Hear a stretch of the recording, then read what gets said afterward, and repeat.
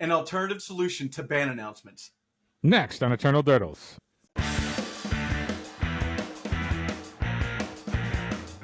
This episode is supported by our Durdle Maniacs, who enjoy ad-free content as well as bonus content that can be found either on Patreon, Spotify, or YouTube. If you're thinking about supporting the show, we'd really appreciate it, and you can find us on any of those mediums. What it do? Hello and welcome to Eternal Durdles. I'm your host, Zach Clark, and with me as always, Phil Blackman. Phil, how's it going, man?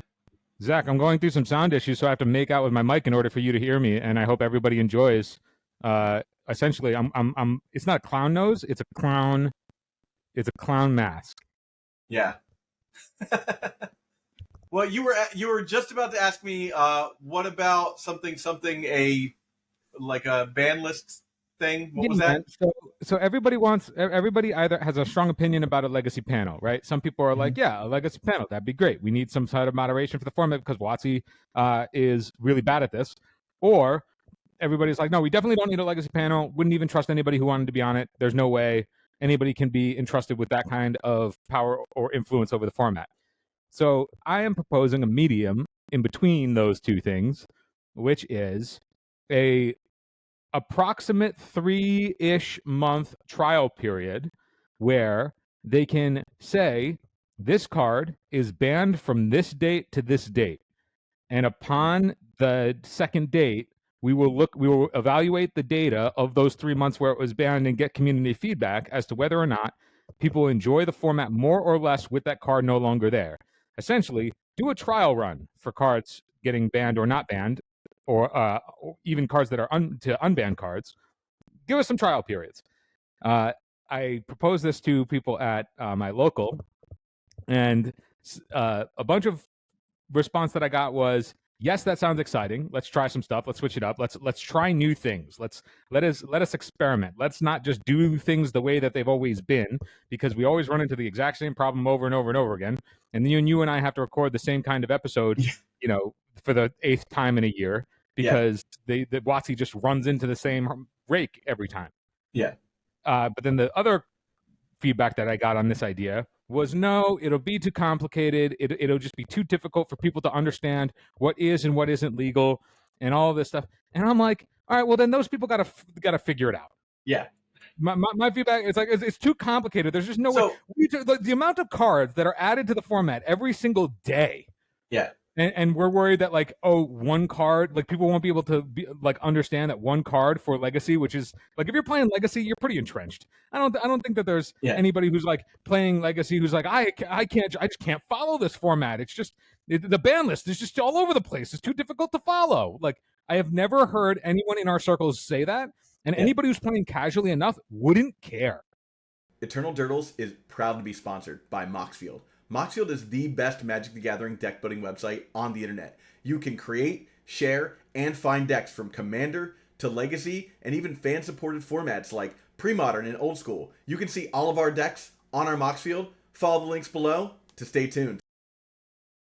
Yeah. Well, so I have a couple responses to that. So first response is to your people's opinion about a Legacy community panel. And this is always my response when people are like, well, they can't have carte blanche and then they'll get to choose. Influencers will be choosing what cards to get banned. And that's actually not that bad of an idea. Even if it was, at least it would be interesting, And I would even take someone let's see a worst case scenario where Bryant Cook, bans Flusterstorm and Daze and Force of Will or something, at least it would be interesting for a minute, right? But here's the thing. And I will get to the second half of your statement in a second, but I really want to bear down on this whole influencers will be choosing what gets banned. They do that in Pauper. There is a Pauper community panel, and quote unquote influencers, some of them are Pauper influencers, get to help make these decisions.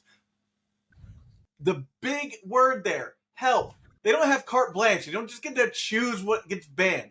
They discuss it on a panel with other Pauper players and WotC. And at the end of the day, WotC can do the same thing that it does to the guy that they pay to be on the ban restricted panel at WotC, they can just ignore us, right? They've proven that they will do it to someone they pay. I'm positive they will do it to somebody that they don't pay. But here's the thing: is to me, like the noise of like I don't want influencers choosing the cards. I like fine, go away. Like if you don't want people that care about the format enough to like put out content constantly about the format, like if you guys think we're getting rich off of making legacy Magic the Gathering, which is like such a niche inside a niche content, you're out of your minds. I'm not going to make the format worse for clicks. It's just not a thing I could ever do. And I would in a heartbeat, I would be glad to be on that panel. I'd be honored to be on that panel. That said, let's move on to the rotating ban list thing you were talking about. So let me reframe what you just said real fast about that first, so that we can so that anybody listening to me rant for the last 5 minutes remembers what you were talking about, right? So what you want to do is say, here are like WotC will be like, we're gonna preliminarily ban, like, let's say Grief and Bowmasters for 3 months, and then revisit them with data in 3 months.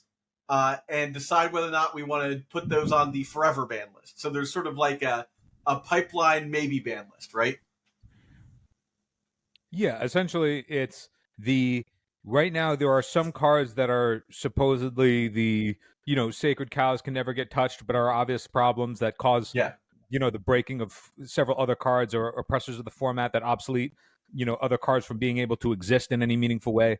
And I think it would be interesting, instead of being like, nope, this can never be touched, we just have to live with this disease, if we're like, hey, what if we had a cure for 3 months?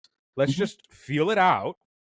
Let's see how it goes, and then if people like it or don't like it, I think I mean, what everybody, the argument that we had last time around Days is, do you view Days as a villain or a hero? And some people look at and some people view the hero as like, hey, if you don't have Days, then combo runs rampant. And then some people are like, well, Days, like I'm on this side of the camp. Days obsoletes 3 drops from seeing play. All of this, like every premise that we have put up so far in this episode is based on this one thing: that Wizards of the Coast is responsible enough to use data correctly to make those decisions, and they have proven time and time again that they're not, Phil. So what would happen in my brain? I like the idea, and in a perfect world where WotC does use data and makes responsible decisions based on data, I would say 100% I'm in. But in practice, what's going to happen, and this is what happened with the Pioneer watch warning thing, is they basically extended the ban time of cards by about 3 months. They would be like, oh, well, we're thinking about banning this. It's on the watch list, right? And then they just banned it in 3 months every time. They weren't like, oh, the data shows that things have changed. They're like, no, we're just going to ban it. Now, there's 2 reasons why that's the case. Because everybody that sees that, and this is sort of the opposite version of what you're asking, but everybody that sees that, I think it was like Inverter of Truth, is on the chopping block, like literally head on the block, about ready to be banned in 3 months, right? Everyone goes, this is our last chance to play this card, which spikes the numbers, right? Everyone's like, I gotta play this card before it gets banned, right? And then, and because WotC's basically saying, hey, this is the best deck, right? This is the best deck. You should play this deck, right? So that is the read between the lines part of that style of announcement, right? Which again, like I said, it's the exact reverse of what you're asking for. Now, that has the unintended effect of creating incorrect data, right? Like everyone's going to play it because WotC just said hey, this is going to get banned. It's your last chance. 2, it's the best possible thing you can be doing, right? So everybody goes and does that, and then they make that. They don't need to even look at the data. They're just like, yeah, everyone's literally playing this deck, so we have to stop that. Now, to go to your version of the thing, which is sort of the opposite. We announced that this card is going to be banned for 3 months, and we see if the meta can handle that banning, right? So in a world where we decide, okay, is Days the hero or the villain, right? I love this idea because to me, like that, like right now in this dead time of like the middle of the summer to Eternal Weekend would be a great time every year for them to be like, we're just going to try something experimental and say like, this one card is banned from the format for 3 months. We can guarantee you if the meta shifts in a way that we think is not okay, we will bring it back, right? So if the perfect scenario is like if Days goes away and then combo runs rampant, like it's 51% of the meta is like Storm or something like that, right? Or you know, just whatever combo decks, right? They're like, oh yeah, that was a mistake, and we bring it back before Eternal Weekend and give everybody, you know, enough time to figure everything out. Like 3 months, like let's say all like from June to late August is enough time for everyone to say, here's the data from that, and then from August to December is plenty of time for everyone to pivot and decide if they're going to play whatever deck they want. I love this idea. I do not trust WotC to pull it off correctly. I think that they're the people on that on like Merklurker and whatnot, well intentioned, but I don't think they have the autonomy to make those decisions. I think a lot of those decisions are made above them, and they just get to comment on them, or they at least get to they get to put their argument up to the people that actually make these decisions, right? And so I think that is the actual issue. But like I said, I think what you have there is the beginnings of a really cool idea, and I wish that they would. I wish that they would try something like that. I just don't think they have the cojones to pull it off. I think it would actually make their life easier. I do too. And I think it would make their life easier in a way that they have said that Legacy is a format where they listen to community feedback for their decision making. Now, they haven't proven to do that, really. I'll believe that if we get at least one day before August 22nd, they ban Grief. I will believe that statement if we get an early Grief ban. So I want to point out that they didn't do it this time. Like, they didn't listen this time. They've more or less listened every other time we've got, like, people have gotten loud enough.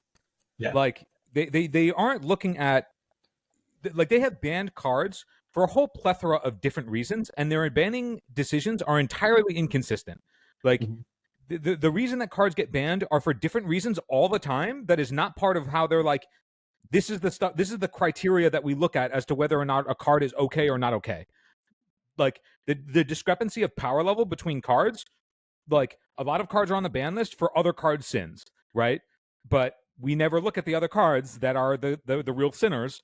And I think that having an opportunity to not say, okay, we're banning, now we're flip-flopping because we actually didn't want to do that. You know, the only time I've in any format that they've banned and unbanned a card where it was like, okay, we're going to ban it, we know that it's probably not going to work out, but we're going to test it out and see it anyway, is like Golgari Grave Troll in Modern, right? Where it was banned and then they unbanned it and then rebanned it. Yeah, immediately. Like, they were like, whoa, Hogak is a problem. Because what did you think was going to happen? But for other cards, like, there are plenty of cards on the Legacy ban list that have easily been power creeped out. Like, for sure been power creeped out. But they're still on the ban list. But they could say, hey, for the next 3 months, we're going to unban this card and see how it goes. And if it's too much of a burden, then we'll get rid of it again. Same thing for cards that they would like to touch. So, for example, if they're like, you know, we actually don't want to pull the trigger on Grief just yet. Well, they can say, hey, from now until this date, Grief's banned.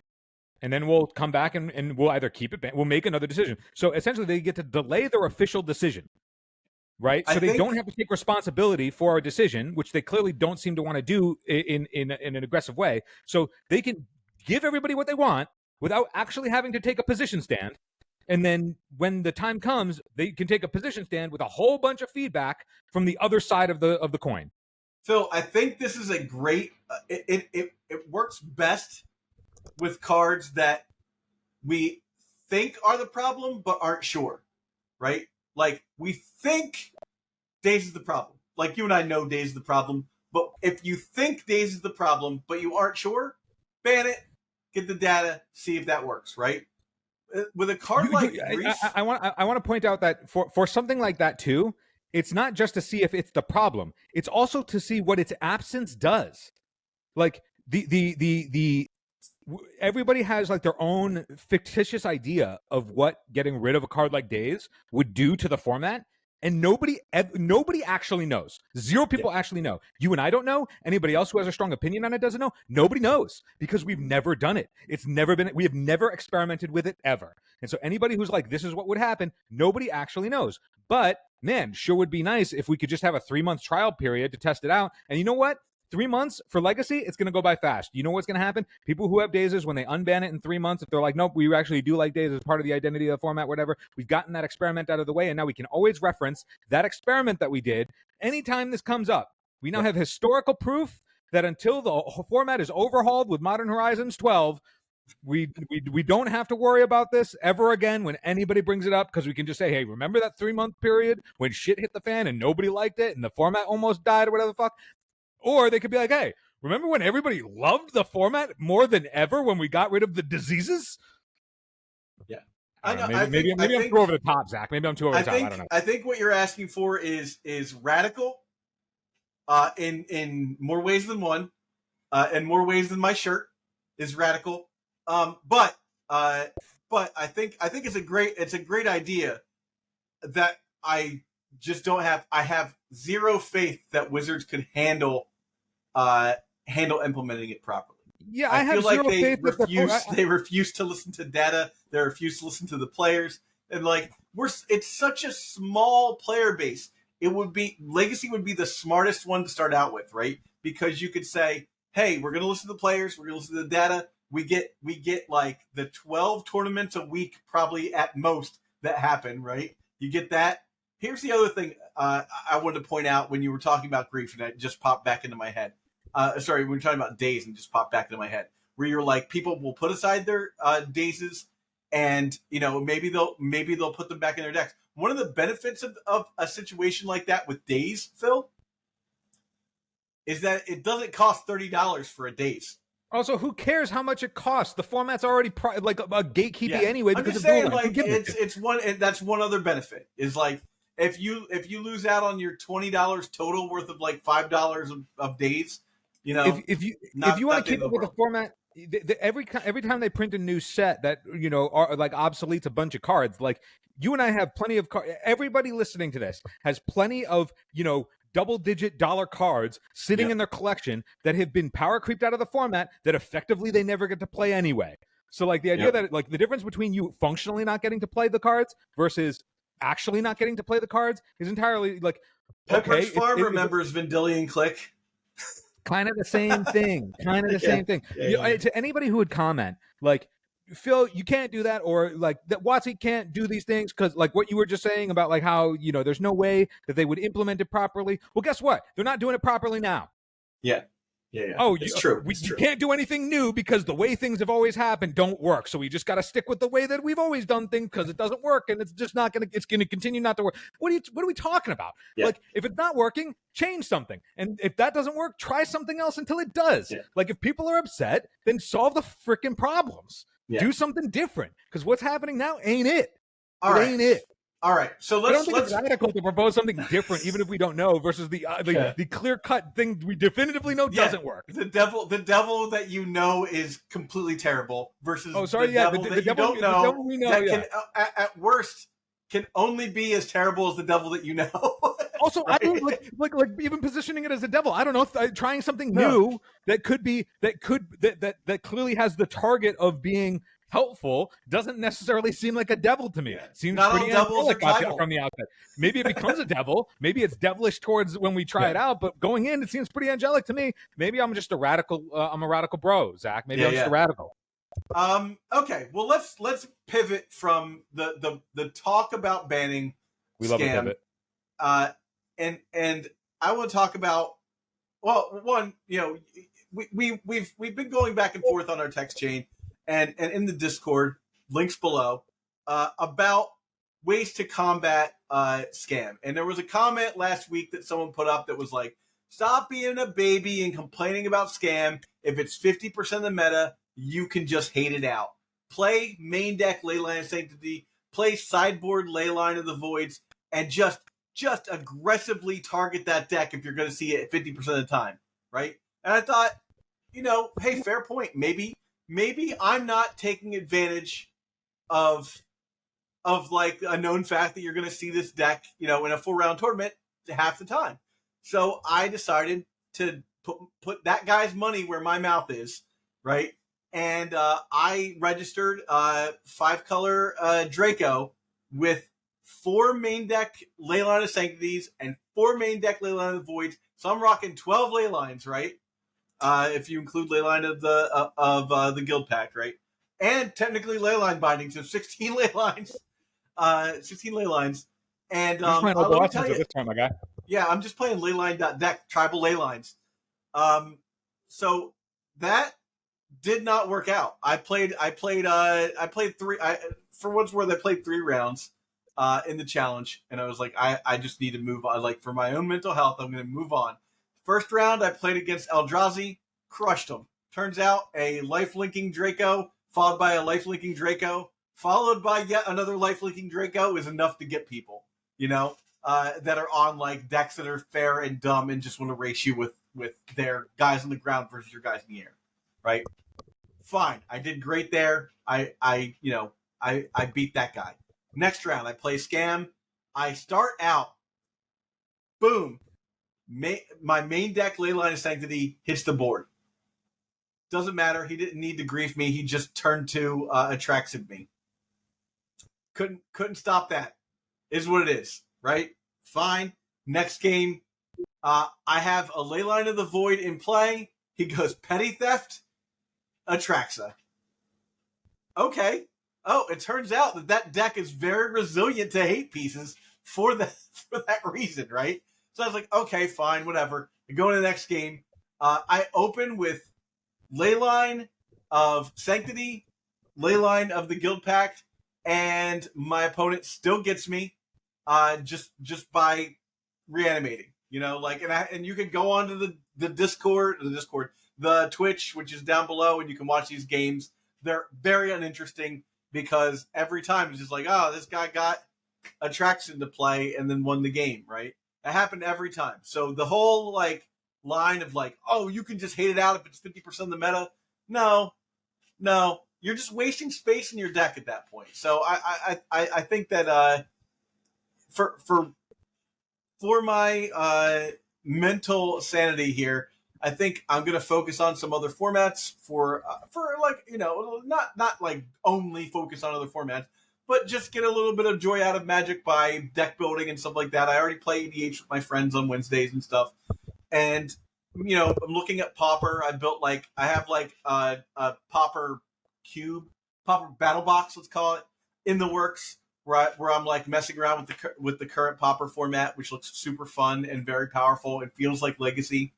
And then there's LobsterCon, Phil. Yeah.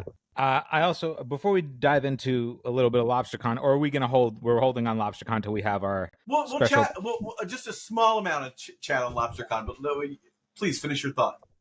Well, I was going to say, to the dude bros that are like, if it's 50% of the meta, why don't you just hate it out? How do you think it got to 50% of the meta in the first place? Maybe it got there because it's not able to be hated out. Very good. Or if it was, it would never have gotten to that threshold. Yeah. Maybe that's how it works.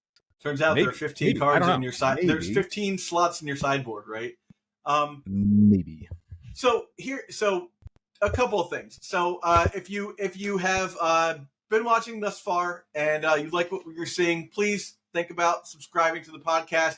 If you've been a fan for a while, or if you just like the cut of our jib on Patreon, Spotify, and on YouTube, either one of those, you can subscribe by paying I think it's a $5 subscribe or join fee or whatever, and you'll get access to all of our ad-free content, so you won't see the ads, and then on top of that, you'll get access to our bonus content. Last week, Phil and I talked about ABC deck building. There have been a while where I was talking to Phil about how we should write a book, the definitive ABC deck building guide as a book, right? And then sell that as a PDF. You know what? Nobody, as far as I'm concerned, I don't want to read a book about someone else's Magic theory. I'll be more than happy to listen to a video, talk with somebody at a local, whatnot. But I think the 20 minutes we did about ABC deck building is the most to the point core of what that is. And if you think like, hey, you know what, maybe that's something that'll be worth it to me. 20 minutes to learn about the style of deck building Phil and I prescribe to. I think that's the biggest value prop I can give you to joining our Patreon or paying for Spotify or YouTube, the YouTube subscriber thing.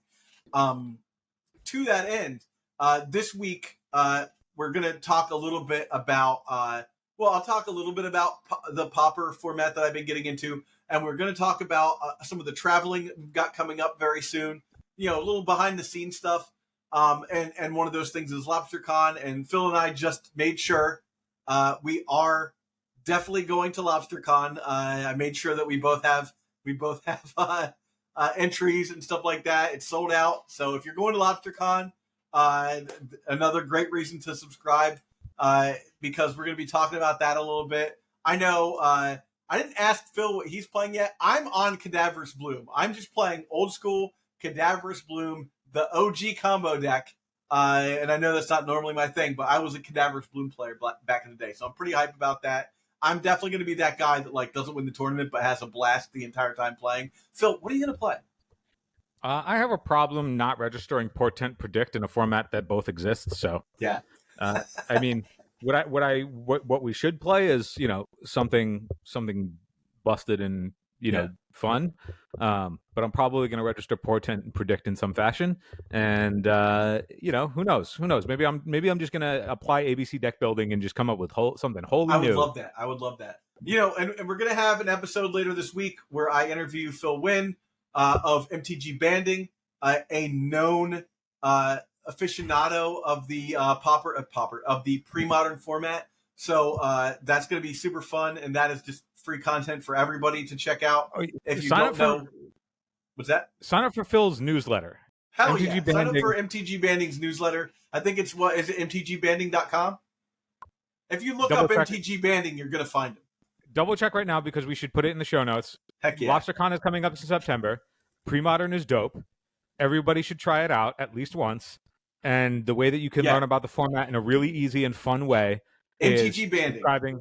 Subscribing to Phil's MTG Banding's newsletter. It's MTG Banding Substack, which is great.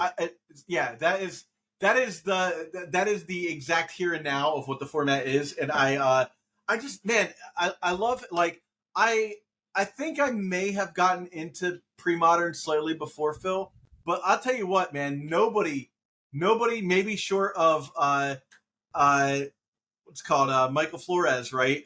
Is more in touch with pre-modern than Phil Wynn, man.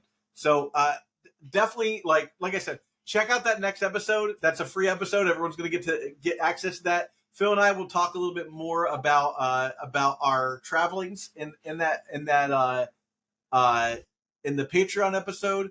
But it's going to be a lot of fun. I'm really hyped for LobsterCon, and it should be a lot of fun. I've never actually been to Boston. Can you believe that, Phil?